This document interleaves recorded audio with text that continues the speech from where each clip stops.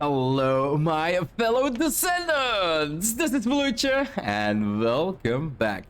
Guys, in the previous episode, we actually finished our quest for invasions after a really long time. I know I had it on the backhand, but, well, one of the reasons was because invasions actually came public, so you can now run it with friends, and it was actually the perfect time to actually complete that quest. Now, another quest that we actually have on board for myself, and that's probably the last quest that I actually have, is Intercept Battle Devourer. Now, what does that do? Well, basically, we got Void Intercept Battle Normal and Hard, and we've got the Hard Colossi in here, and you kind of need to defeat the Devourer with the quests, as you can see here, complete Intercept Battle Devourer quest 1 times, to actually be able to play the Pyromaniac. And then same with Swamp Walker, you need to clear the Pyromaniac with the quest 1 time. Now, before we could actually go further into these, because they were really pretty hard at where my account was standing. So we kind of need 2 things. 1, we need a Descendant that can actually take a pretty good hit. And for that, I made a build on my Ultimate Falby, because it was the first Descendant I decided to invest into. And I made kind of an HP build on here. You can see here the max amount of HP you can put in your build is 480, 98% 0.1. As far as I can see, resulting in me getting 27,000 HP, guys. And you might be wondering, dude, that's way too much. Yeah, no. I've been hearing from Haza that he had like 36,000 and he was getting 1 shot at bosses. The second part we need for those Colossus fights, guys, is a good gun. And we already invested in 1 gun, and it was the Thunder Cage, because we needed a gun for ad clear, because we didn't have a good Descendant. And Thunder Cage was one of the first guns that one of the first ultimate guns that I actually picked up and invested some of my resources in. And then I was looking like, okay, maybe go for a scout rifle or a sniper, like get a gun that we can do a lot of critical hits with and a lot of, well, weak point damage, because that is really important in the Colossi fights, right? And then I noticed that with Nazeistra's Devotion here, I already used an energy activator on it. And I was like, okay, then it's gonna be Nazeistra's Devotion. So I went to the internet, checked around, and apparently Nazeistra's Devotion is actually a pretty good gun to use on Colossi fights. So I started investing into it a little bit already. You can see I reset it 3 times so far and just did my 4th reset. It is now level 14, so I do have a couple more resets to do, but we also still have the specific perk for Nazeistra's Devotion, Fanatism, that we need to upgrade. So that is what I'm gonna do today, guys. We are gonna check out where we can find or farm Nazeistra's Devotion. We are gonna farm it, and in the meantime, I'm gonna reset it a couple times, level it up while I am doing these missions, and then trying to see how high we can get that weak point damage. And actually, well, in the next episode, that is my planning at least, go towards getting the next Colossi fight done. So, research requests. We got a catalyst running as well, so let's look at the weapons, guys. So, Nazeistra's Devotion, you can see here, I already have 12 blueprints, guys. So, that is really, really nice, but I don't have any of the others. So, we are gonna need to run, and as always, I'm gonna go pretty in-depth on where we can get every one of these resources. So, first off, for the polymer syntium, something like that. Repton, where can we find you? Kingston Heart, Resource Box, Kingston Normal. So resource boxes and munition boxes in Kingston, guys. Let's take a look. Repton, 228, guys. So it doesn't appear to be spawning a lot, or I just didn't have the luck of the spawns, but it is spawning in big quantities. Yeah, mono charts again. So I think it might be like a bit of a rarer spawn. But that's inside of the building? Yeah, that's inside the building. But the quantity is actually pretty good. So access info, weapons, we go to Nazeistra. You need 105. So getting even 1 set to drop would be more than enough. Hardner, let's take a look at you. Vespers, resource boxes and munition cases. So Vespers hard. Let's just fast travel, do the first one I get, and check out if we can find some. I think somebody opened it up. I think this might actually be from the resource crate. Yeah, there we go. Hardner 30 and 32. So do presume they fell off the crate and not from. And semi-permanent plasma. Yeah, just run around a little bit, guys. As you can see, pretty easy to obtain. Was easier than the previous one. And if you go out of the mission zone and get back in, there we go, more hardener. You get out of the mission zone and get back in, guys, most things will be reset. For the rare components, we are gonna need artificial biometal. Let's check it out. We can get that one from Steroland's Heart Forgottenness. That is the mission here, the 20-minute mission that mostly lasts between 5 and 7 minutes. And then at the bottom, you can see here 100% to get 7. I think we need 9, so that would be 2 runs, or it should be able to drop from a monster inside. That is a possibility, which I'm actually gonna check. But you can also see that there's a lot of missions that actually drop it. Steroland's normal, the barracks, Steroland's normal, the base power grid. So there might be better farms out there than running the Steroland's Heart Forgottenness complete, because it's a hard mission. So restricted zone, let's quickly go out. If we actually come here, infiltration operation, and then Steroland's the Forgottenness, we can also see that we can get our hands on amorphous material patterns, guys.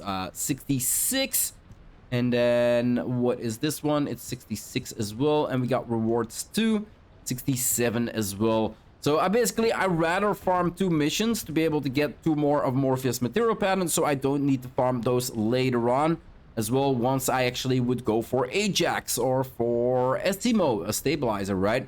As we can see in here. So basically I farm them out this way. That basically saves me a little bit of time later on, instead of going to an easy mission where we could get our hands on more on the at the same time, the artificial biometal, but then later on have to farm the amorphous materials anyway. So I'm gonna go in, gonna go check how many we can actually get from one run. We got only 7 of these guys, but we do got 22 murky energy residue. We got an ultra precision code breaker, some super fluids, and then of course we got amorphous material pattern 067. The last part we need for the polymer syncytium is the blueprint, guys. Keep pronouncing that wrong. So we got intercept battle, common gravewalker, and we've got 38%, so pretty good. Pattern 003. Steroland's normal void fusion. We got, what do we have? 38% as well. Steroland's Heart abyssal void fusion. That is 32%, so lower percentage. And Hagios normal void fusion reactor for 38%. So we got 3 with 38%, guys. And there we go. Second run we did, guys. 2 patterns. So yeah, really nice. Real easy. Again, get sharing, guys. Get those double rewards. Get those double patterns from these like 1-minute missions. Like, it is so freaking easy. It saves you so much time. So like always, I'm gonna farm up a 10 plus minus a 10 pieces of the amorphous material, and then we're gonna be opening up them together. See if I can actually get my hands on that blueprint. Seems to be only 1 boss. Nope, second one over there. And do we get a third one? Nope, no third one. We got some fusion plasma batteries. Nice. Okay, got 11. Let's see how lucky we are. 38%, guys. Should be fairly quick, right? There we go. 1. Now, we do realize that we're gonna need to craft up 4 of these. So I'm gonna keep myself busy seeing if I can actually get myself some 4 blueprints. So if we would check access info and then weapons, Nazeistra's devotion. So I got 1. I have the resources for 4 more. So I need to make 4 more Nazeistras. So yeah, 3 more blueprints, guys. And then the same with everything else.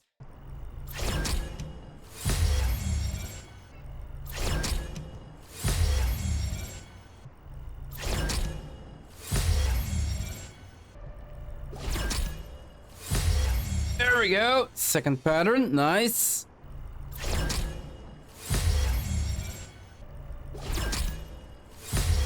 There we go. Third one. 1 more. Nice. Nice.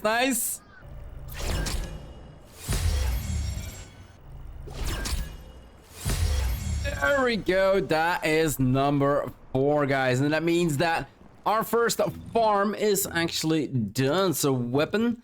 Here we go. Nazeistra's devotion. So we have enough materials to actually make up 4 of these devotion polymer synthesium, and they are 2 minutes to craft. I think that's gonna be 2 hours to craft. So let's check out the next parts, guys. We have enough resources to make 4 of these already. We do have enough organic biogel as well. So yeah, it's the blueprints again.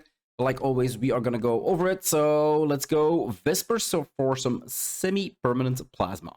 And earlier we were here and we already had the semi-permanent plasma. So yeah, pretty easy, guys. Just run around again and you will pick it up. Next part is gonna be metal accelerants. That is from the sterile lens. So let's go check out if we can grab some of those. And there we go. Metal accelerant, guys, 147. For the rare material, we would be needing organic biogel, and we can get that from Kingston Normal, Kingston Communication Repeater, Mission Monster, or, well, a lot of Mission Monsters again. But we can also get that from Kingston Hard, Magister's Lab Completed. And by now, you guys know that I rather do these, because they also give me amorphous material. So let's quickly check. It is 13 in total, guys. So I'm gonna do a run, check out if I can actually get my hands on more than the 13. If they actually drop from some NPCs maybe inside of this mission. We got 2 amorphous material patterns, 056, guys. So that is really nice doubles. We got alien enhanced cell DNA, and we've got 13 organic biogel. So there is no monster that actually drops more than the 13 you get from this mission. So for the synthetic fiber blueprint, guys, we have material patterns 17, 25, 21, and 118. It's the Executioner Deadbride or Fusion, Void Fusion Reactor on normal, in Echo Swamps or Fortress Hard. Let's see. 32%. We got 38% for this one. 38% for this one and 38 for this one. So I'm gonna go to Echo Swamps on normal, Void Fusion Reactor, and that would be this one over here. Let's pick up Sharon and get the farm started. And once you got a couple patterns, guys, you of course want to go to the Void Fusion Reactor that is in the same area as the Derelict Covert of Vulgus Strategic Operations here. And it was a little bit tricky to find, but it's actually in a cellar apparently. So I didn't realize that myself. Was running around for a little bit until I actually found it, and I was like, yeah, I'll probably tell the people about this. And apparently there's a second entrance as well. Quickly check. 1 boss, 2 boss, 3 bosses. How many are we gonna need to deal with? Looking like 1 boss. And yeah, we're one-shotting him. Yo! He's teleporting.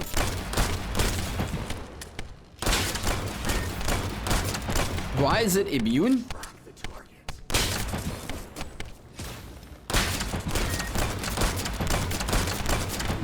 Yo, did he just deflect all of my attacks with his sword? Yeah, I'm gonna go automatic for this one. That is annoying. All right, guys, we got 11 patterns. Let's see if we're lucky. We need 4. And we're getting Enzo. Okay. There we go. That is 1.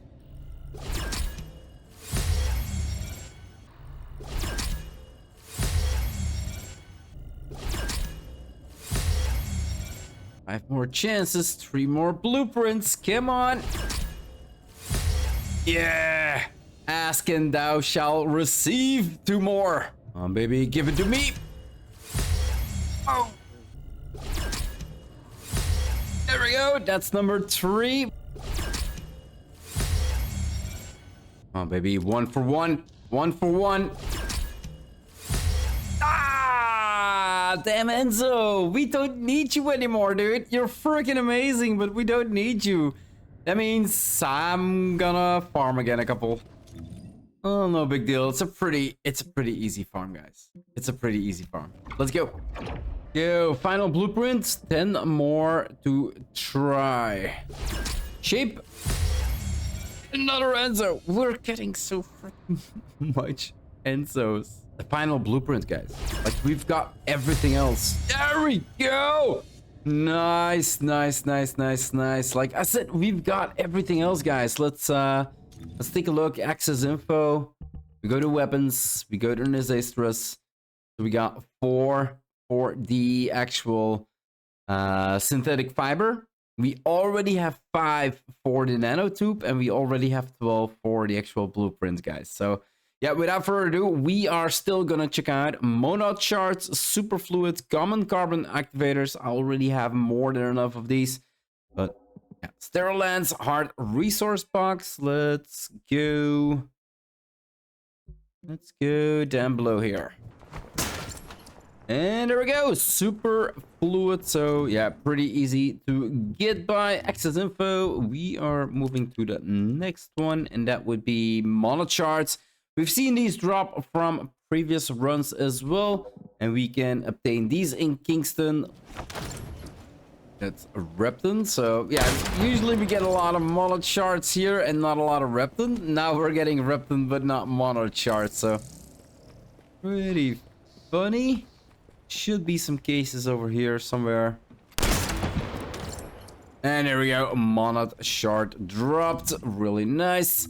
Exit info for the rare resource, which is common carbon activators, which we can get from Vesper's Heart Sepulture completed, Vesper Heart's the Shelter completed. So this time it's dropping from 2 different missions. Well, like always, we are gonna run that mission and actually check out how many we can get from one run. It does say 3 here, but I do believe these 2 drop from enemies inside. And let's see, yeah, only 3 guys. We might actually have to look at the shelter, how many we can get to drop there. Okay, so we are getting 7 from these instead of 3, so there are mobs in this run for the shelter that actually drop it. And then of course the Nazeistra's Devotion nanotube blueprint, which we can get from Deadbright 0 2020 50 15 15 and 75. So 2 void fusions on normal, 1 on hard. Let's check out the percentages. We got 32 on the hard pattern. Got 38 on the 15 pattern here, guys. We got 15 on the AA mutant pattern for 15. So yeah, 50 is 38 and 22 is 38 as well. So I would be farming the 15 catalyst or the 15 AA, depending on which one you want to take. And then there's no information. Wait, what? No information. Oh, here we go. So Vesper's Normal, Moonlight, Lake, Vulgus Strategic Outposts. And then if we scroll down, we can see 15 Mutant AA, 20% chance.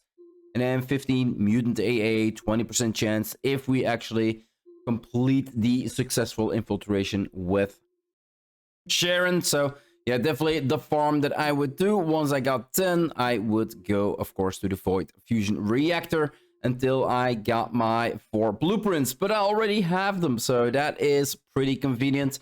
And then yeah, we got 12 blueprints here, guys. Let's quickly check from where I actually got them. I do believe I got them from, let's see, Stunning Beauty, Divine Punishments, Smithereens, Nazeistras, Fiesta, Ultimate Bunny. Yeah, they would be coming from Stunning Beauty, guys. I ran a lot of Stunning Beauty to actually get the Divine Punishment synthetic fiber blueprints. So that is exactly where I got them from. They're all 38 except for the Hadjo's hard one. So I would just go Kingston Normal, Void Fusion, Fallen Theater, guys.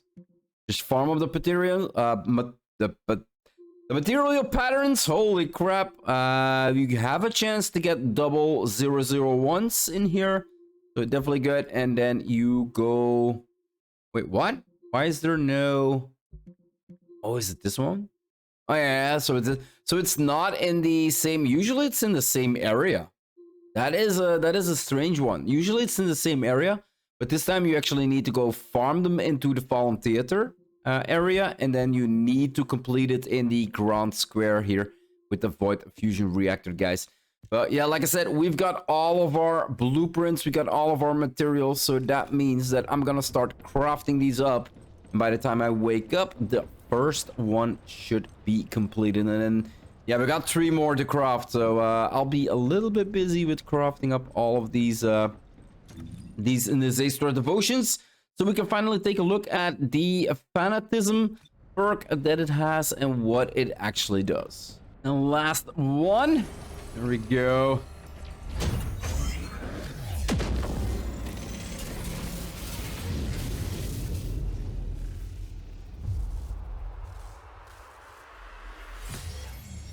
No matter how many times I see it, it still remains a good animation, guys.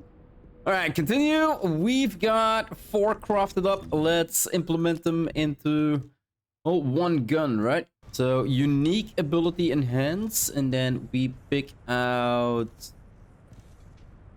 Where the hell is my? It's this one, right? Yeah, it's this one. And then we stick this one in. So on hitting an enemy's weak point, inflicts the unique ability devotion mark on the target enemy. On hitting an ally, that ally shield is restored at the cost of your MP. If your current MP is less than the MP cost, the effect is not triggered. So aim recovery speed is 7.5% if we implement 1. So basically going to 0% aim recovery speed. The duration of devotion mark is 3 seconds. And it seems it will last 3 seconds. Defense minus 10. So if we implement, if I have this correctly, 5% for each that we implement, that means we're gonna lower the enemy defense because it places a unique ability, a devotion mark on the target, right? And that means that it's gonna lower the defense of the target. That is actually pretty cool.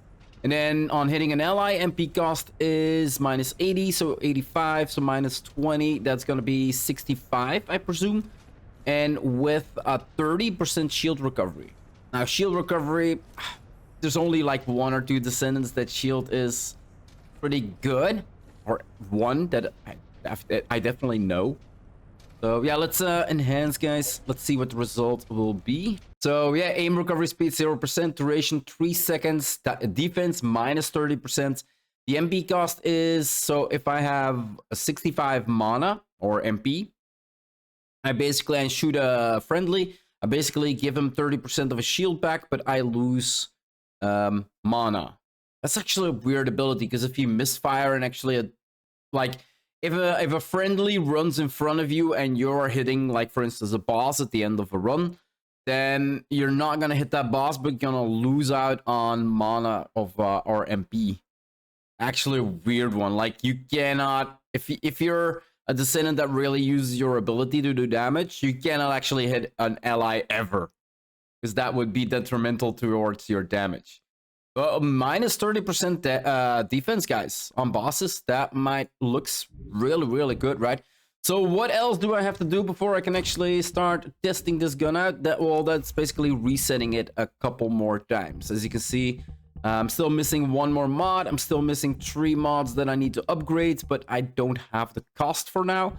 So that's what I'm gonna be keeping myself busy with, guys, is resetting it a couple more times, checking out some of the other mods that are in here, seeing if there might be actually better mods, do some testing, and then once I bring you guys back, we'll show you the end result. Okay, so the way I built out my weapon, guys, is with these mods. So we got rifling and reinforcements, kind of makes sense. We want to have more firearm attack, right? Better insight, critical hit rate, firearm critical hit damage with better concentration, and weak point damage, because we want to focus on weak point damage for this gun. Every single bullet needs to do the max amount of damage, and especially for Collosi, we want to be shooting those weak points. Then, of course, action and reaction, because it is the greatest amount of firearm attack percentage that we can get in one mod. I've been checking other mods as well. Not upgrading them, but, well, going to the mod vendor and then upgrading them there to see how much I could actually get before I invested the Kuiper into the mod. And none were going over 61%. So, yeah, again, going 61 and 32, going for the 93% firearm attack, of course. We got concentration priority in here. We did want to have some more critical hit damage. And this came at a cost of reload timer modification, so we are reloading slower than we were doing before. But I feel like that the amount of critical hit damage that we can get from this mod versus the amount of reloading that we're doing slower is definitely not something to think about. Like, it's not really that much slower, I find. We did take half aiming for more weak point damage, but then we had accuracy minus. So to kind of compensate that loss of accuracy, because, well, it's kind of pretty important on a gun that only fires one bullet at a time, we took weak point aiming. So weak point aiming gives us 30% accuracy and, again, weak point damage. It's only 2%, but we kind of want to, well, I kind of wanted to negate the accuracy loss that I have here, meaning that my accuracy still remains above the 10, well, it still remains at 10%, so we're getting a little bit more accuracy in there. I picked Insight Focus here for the firearm critical hit rate and firearm critical hit damage in here. There were some other mods, they all went for 13%. One of the mods that I could go for, and that's kind of still something that I need to test, like, is it going to be better to have more weak point damage, or is it going to be better to have a little bit more critical hit damage?